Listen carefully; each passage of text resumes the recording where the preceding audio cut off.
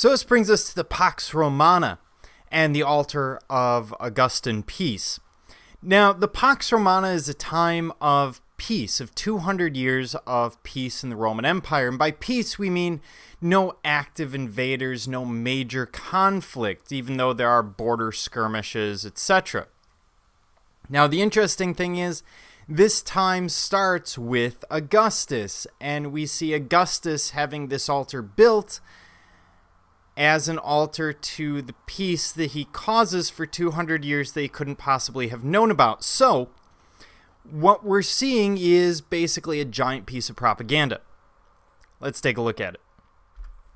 So, the emperor will, of course, commission a lot of public works. He'll commission roads, bridges, theaters, amphitheaters, bathing complexes, basically to keep the people, the mob, the average person on his side. And this is very important because in Rome at the time, there's between 30 and 50% unemployment because they have slaves, and slaves do things a lot cheaper than, a Roman. So you don't have innovation, you have massive unemployment. All of those unemployed people getting unhappy and working together can easily overthrow the emperor.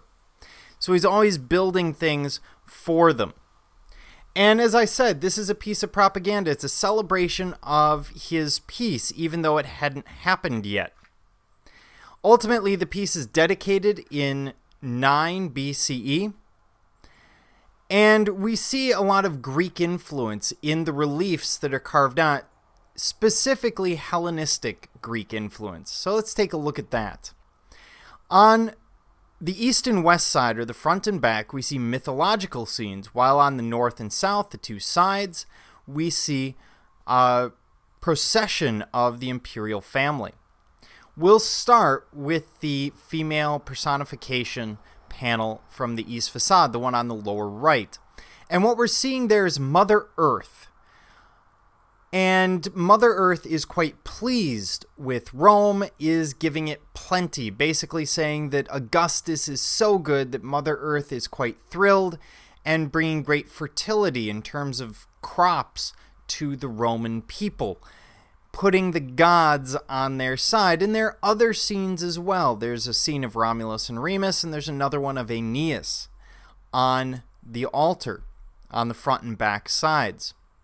As we move up to the upper left here, we see the procession of the imperial family, and here's a scene that you would never see in the Republic.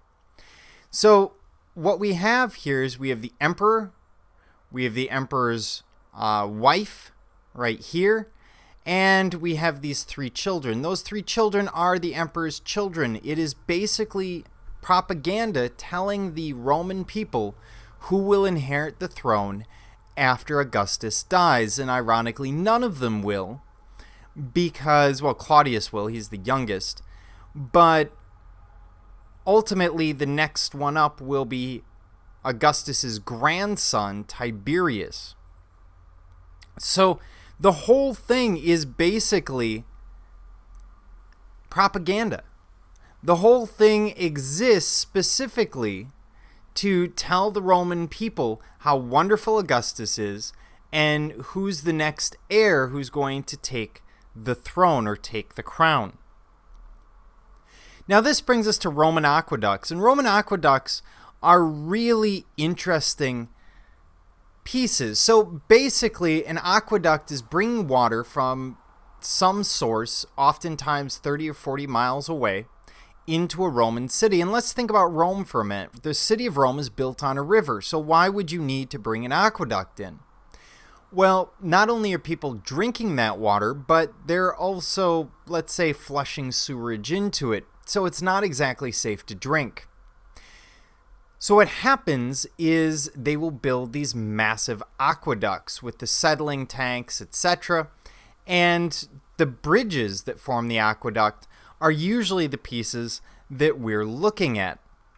Now, the aqueduct would bring water into Rome or any other Roman city, and most of it would go to public fountains where you could collect water for your household. If you were part of the very upper crust, the 1%, you could, in fact, have your house plumbed.